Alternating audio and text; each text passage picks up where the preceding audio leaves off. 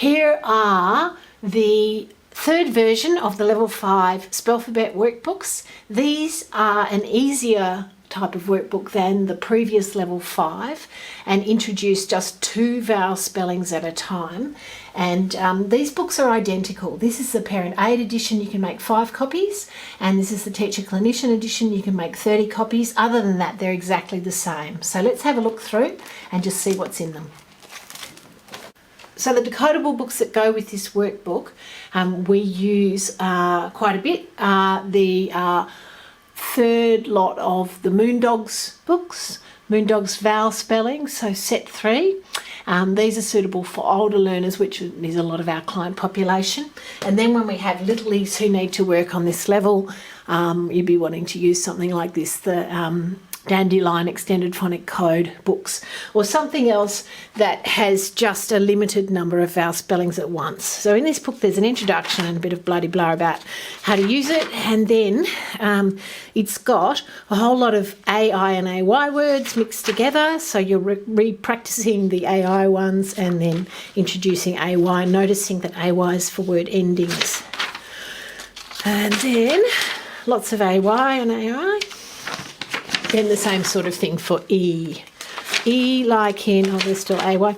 E like in beach, we haven't met before in this teaching sequence, and mixing it with EE, the double E as in beach, and noticing that there are 2 ways to write those. And then some more E ones, a lot of E ones, because E is very common.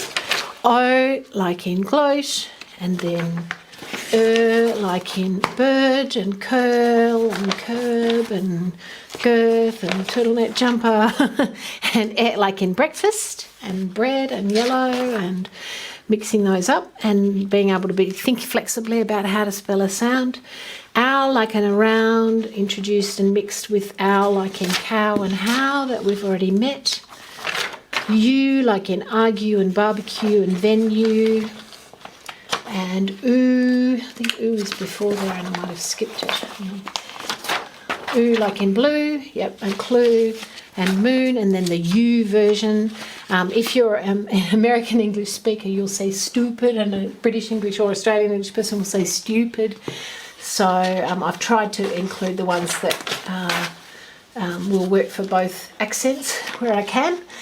And then I with IGH and I with just letter I, so introducing a 3-letter spelling for a vowel, and then like in good and could, and bookmark and woolen, or, so American English speakers say this quite differently from British and Australian English speakers. So claw, claw, I say claw, but it's a different vowel. It's the same vowel in my accent as the or in horses. Hawk and horses sound the same. If you're an American English speaker, you might like to leave that section out or rework it a bit for your learners to notice that that's a different sound in American English. Then oi, like in boy, and choice, so oi for the middle of words and oy for the end. And ah, like in army, discard, and also sometimes just with an A, like in staff and glass and grass. And often if you put those words in a column, you'll notice they've got doubled letters at the end, glass, grass, pass, or ST, like fast, mast, cast. So get kids to realise which ones have got AR and which ones have got A. A lot of R words, because we haven't really done much practice of that before. Then air, like in hair and bear, and ear like in deer.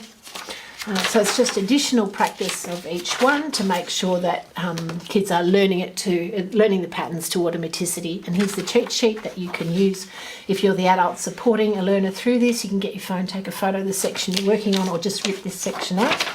And then you read from this so that there's no mucking around trying to guess what the pictures are. You know straight away, and you can work very fast and get a lot of repetitive practice to mastery. So I hope you like this and it helps your learners, and I'd love to hear any of the feedback that you have.